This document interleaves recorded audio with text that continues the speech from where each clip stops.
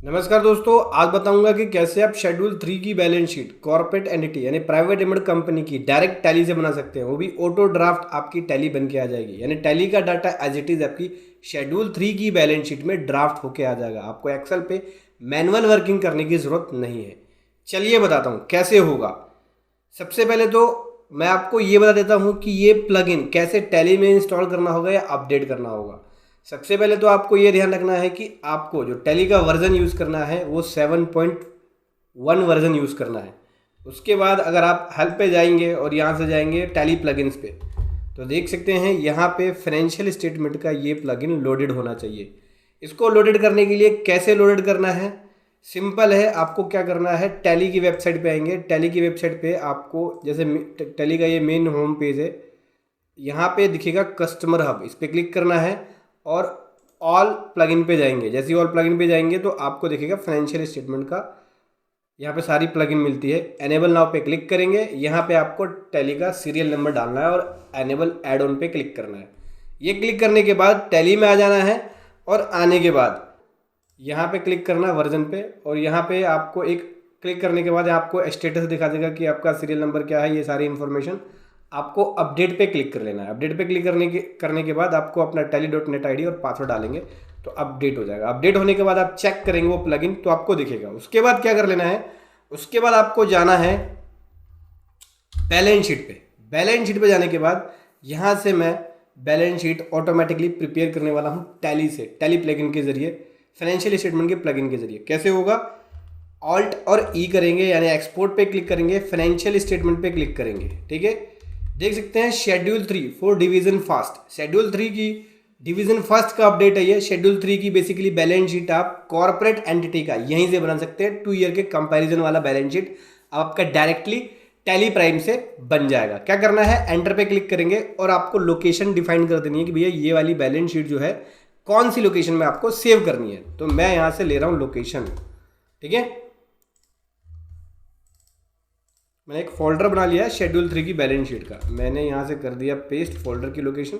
अभी एक्सपोर्ट पे क्लिक करूँगा, तो जैसे ही एक्सपोर्ट पे क्लिक करूँगा ये क्या करेगा, इस टेम्पलेट को, इस पूरे की पूरी बैलेंस शीट के डेटा को एक्सपोर्ट कर देगा एक्सेल के अंदर। ठीक है, वहाँ पे मैं 2 ईयर की कंपैरिजन वाली बैलेंस शीट बना सकता हूँ। साथ ही साथ वो पीडीएफ में एक्सपोर्ट करने का ऑप्शन भी वहाँ दिखेगा। यहाँ से एनेबल कंटेंट पे क्लिक कर लेंगे। ये एक्सेल फाइल अपना ओपन हो गया है और ये एक्सेल फाइल इस लोकेशन में जाके सेव हो गया है, FS for schedule 3 division fast. ठीक है, अभी क्या करना है, देखिए ये 2 शीट दिखेगी, एक तो रीडमी और एक इंडेक्स। ठीक है, रीडमी में उनके गाइडलाइंस है कि कैसे कैसे आपकी ये बैलेंस शीट प्रिपेयर होगी, वो पढ़ सकते हो आप। इंडेक्स में बता देता हूँ कि कैसे कैसे आपको तैयार करना है।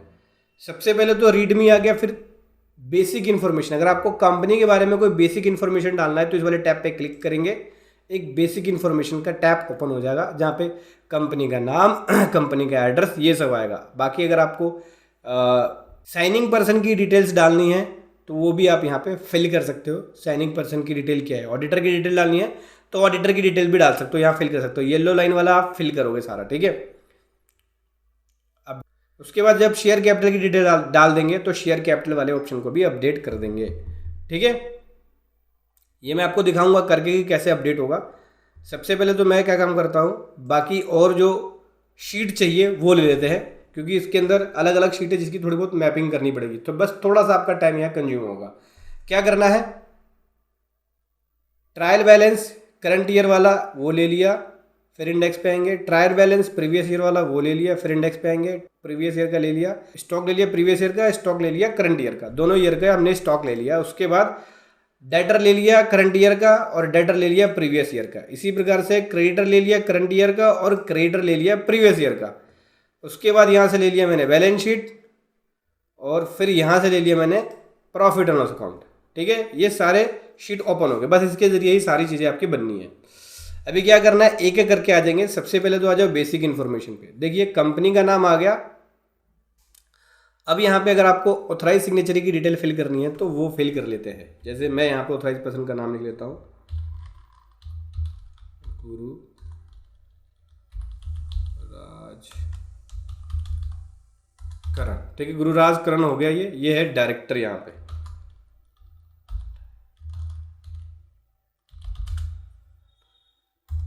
इसका डिन नंबर पता नहीं है मेरे को, तो हम एक काम कर सकते हैं, बाद में इसको अपडेट कर लेना। अगर आपको पता नहीं तो 1 2 3 4 5 6 नंबर तक लिख देते हैं, 6 नंबर तक होता है।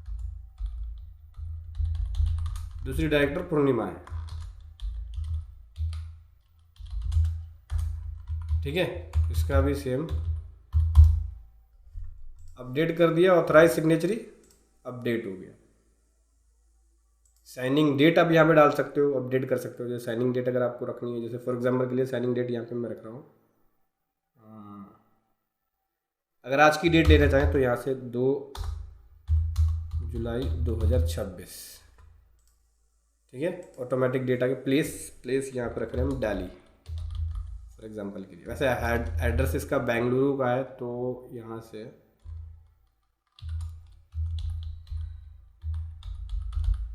ठीक है, ये कर दिया। फॉर्म की डिटेल डालनी है यहाँ पे, तो फॉर एग्जांपल के लिए ये डाल दिया CA, ठीक है, ये डाल दिया। उसके बाद उसका फॉर्म का रजिस्ट्रेशन नंबर है, तो वो आप रख सकते हो यहाँ पे। प्लेस रखना है, जैसे प्लेस रख लिया यहाँ पे। ये signing name of signing auditors ये साहब कर दिया, बाद में चेंज कर देंगे इसको, अपने अकॉर्डिंग कर लेना। मेंबरशिप नंबर पूछ रहा है, साइनिंग डेट सेम वही रख रहा हूँ मैं, 2 जुलाई 2026। ऑटोमेटिक साइनिंग डेट ले लेगा, ये ले लिया इसने। थोड़ा सा अगर आप चाहो तो इसको बड़ा कर सकते हो, ये देखिए आ गया, ठीक है। सिग्नेचर डिटेल्स को अपडेट कर देंगे। दोस्तों यहाँ पे बेसिक इन्फॉर्मेशन भर लिया, अभी ज़्यादा कुछ नहीं करना, आगे बढ़ना है। अपना प्रीवियस ईयर का ट्रायल बैलेंस, ये करंट ईयर का ट्रायल बैलेंस, ठीक है। करंट ईयर का ट्रायल बैलेंस अनमैप में है, बस इसको मैप करना होगा। और यहाँ से प्रीवियस ईयर का ट्रायल बैलेंस है ये अपना, ये भी अनमैप में है।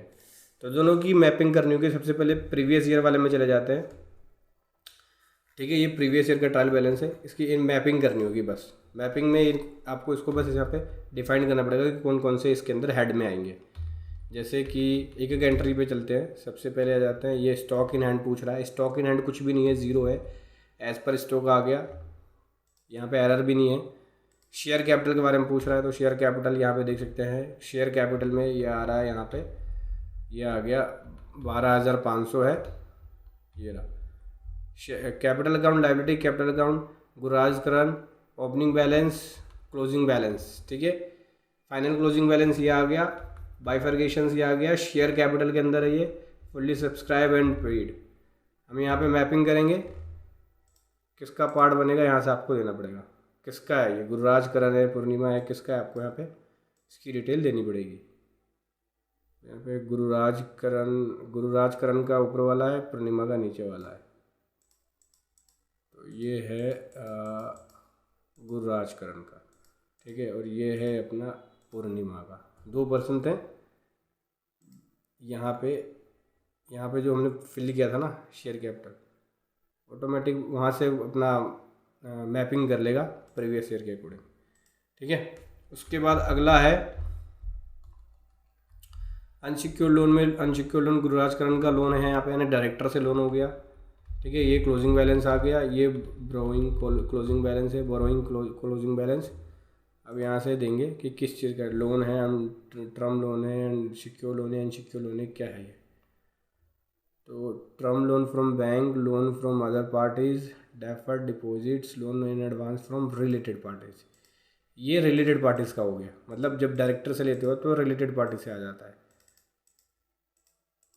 ठीक है। ऐसे अब ये वाला है, ये वाला भी सेम ये आएगा, लोन फ्रॉम रिलेटेड पार्टीज। अब यहाँ पे अदर लायबिलिटी आ जाओ। अब अदर लायबिलिटी में current liability, audit fees payable है, यानी एक्सपेंसेस पेबल हो गया ये अदर लायबिलिटी। अब यहाँ से हम रखेंगे इसको salary payable, PF payable, ASI payable, income receive in advance, और क्या क्या है यहाँ पे, interest accrued advance from customer. नहीं, इनमें से तो कुछ है नहीं, क्योंकि ऑडिटर का रेमोरेशन है, ये पे करना है। और अगर हम यहाँ से कोई और हेड लें, इसके बाद करंट लायबिलिटी में अगला है प्रोफेशनल फीस टैक्स पेबल। ये प्रोफेशनल फीस पेबल है, professional fees payable, salary payable में रख रहा हूँ उसको। अगला क्या है, सैलरी पेबल है अगला, गुरुराज करण के हैं, पूर्णिमा। नीचे के 3 एंट्री सैलरी पेबल के ही हैं, यानी यहाँ से मैं कॉपी करके 3 एंट्री तक सैलरी पेबल ले सकता हूँ। अब आगे जो है इसके अलावा ड्यूटी एंड टैक्सेस आ गए हैं, ठीक है, ड्यूटी एंड टैक्सेस आ गया ये। और ये अदर लायबिलिटी में ही है, ये अपना है जीएसटी पेबल वाला। 3 हेड हैं इसके, ये 2 नीचे के मिला के।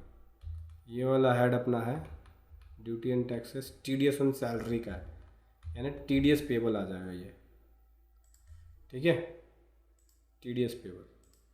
उसके बाद नीचे आ गया अदर एसेट। अदर एसेट में current assets, GST cash laser. तो भैया ये जीएसटी कैश लेज़र का बैलेंस है, इसको हम मैप कर लेंगे GST input credit, GST input credit receivable. उसके बाद अदर एसेट और है, और यहाँ पे है ये मिसलेनियस एसेट्स है, profit and loss account, appropriation profit and loss and appropriation accounts, prepaid expenses, premiums, prepaid unbilled revenue, amortised premium, forward charges, advance IT, advance to supply, prepaid expenses में रख रहे हैं, ठीक है। यहाँ पे मैं लगाऊंगा स्पीडर फास्टर और म्यूज़िक चला देंगे यू।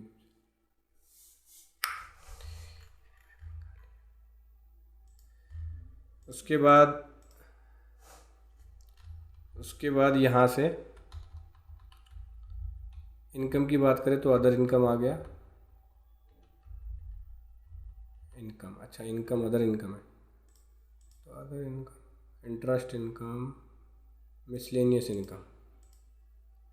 एक्सपेंसेस की बात करें तो यहाँ पे सब एक्सपेंसेस है। अब एक्सपेंसेस की कैटेगरीज को डिफाइन करना, अब जैसे कि सबसे पहले तो आ गया अकाउंटिंग चार्जेस और ऑडिट फी, इसको हम ऑडिटर रेमोरेशंस में डाल सकते हैं, देखो ज़रा है। Advertising, insurance, labours, rent, repairs, miscellaneous, business promotions, communications, consumption, insurance, loss, power, fuel, printing, provisionals, rent and rate, taxes, repairs, building, travelling, miscellaneous में डालना पड़ेगा,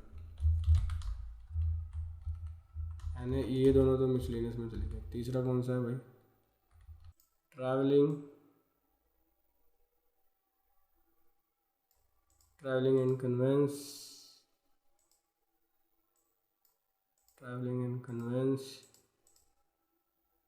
यहाँ से आ गया मिसलेनियस।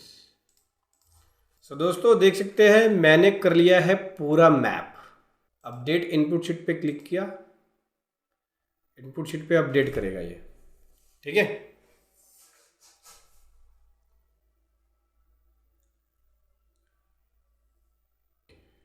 अभी आ जाते हैं टीबी पीवाई वाला कर लिया, यानी प्रीवियस ईयर का। अब कह रहा है go to CY, TB go to CY. अब यहाँ देखो, अब यहाँ से अपडेट कौन सा होगा? प्रीवियस ईयर से अपडेट करेगा। सीवाई अपडेट फ्रॉम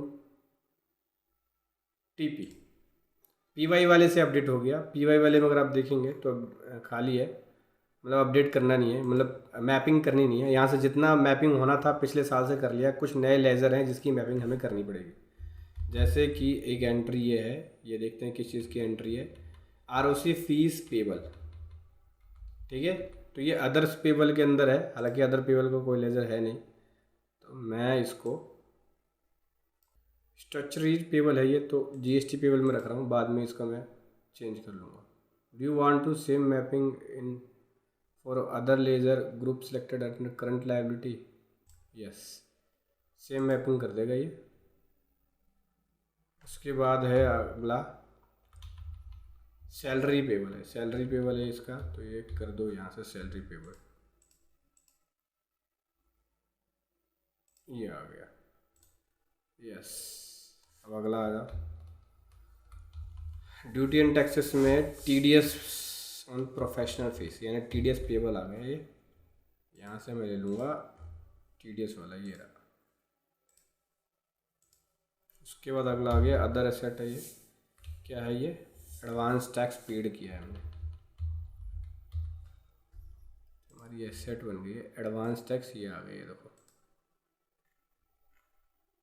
उसके बाद अगला है मिसलेनियस एक्सपेंस, एडवर्टाइजमेंट एक्सपेंस। अरे यार एडवर्टाइजमेंट का तो होता ही है यहाँ पे, एडवर्टाइजमेंट को यहाँ से मैंने ले लिया, एडवर्टाइजमेंट एंड पब्लिसिटी। उसके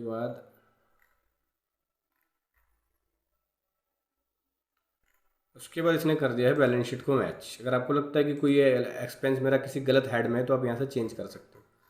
अभी क्या करना है, अपडेट इनपुट शीट, इस पर क्लिक कर देंगे तो जो इससे रिलेटेड शीट्स है, नोट्स है, वो उसकी इनपुट शीट्स को अपडेट करेगा।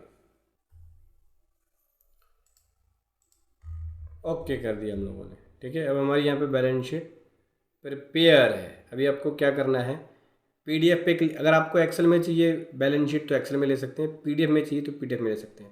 पहले पीडीएफ में दिखा देता हूँ कि किस प्रकार से हमारी बैलेंस शीट पीडीएफ में बनेगी।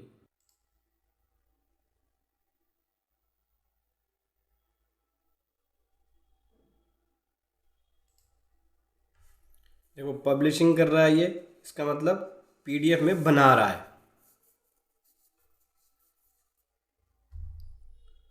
ये देखिए हमारी यहाँ से बैलेंस शीट तैयार हो गई है। यहाँ से दोनों पर्सन के, दोनों डायरेक्टर्स के नेम भी आ गए और यहाँ से आपको नोट्स भी दिखेंगे।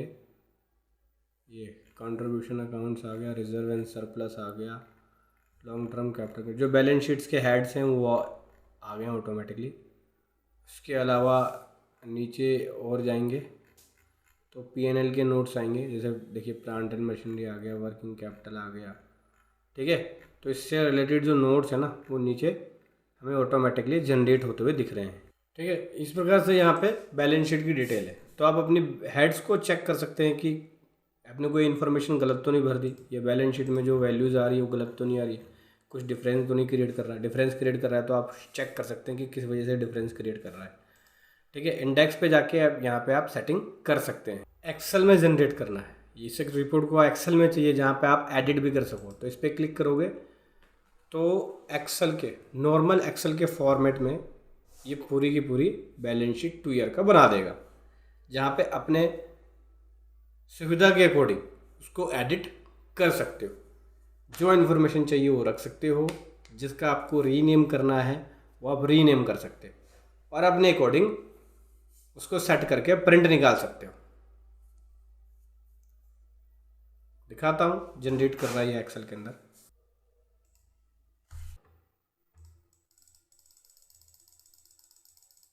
ये बैलेंस शीट हमारी नॉर्मल एक्सेल फाइल में आ गई है। अब अपने अकॉर्डिंग, अपने सुविधा के अकॉर्डिंग इसको कर लेना एडजस्ट, ठीक है।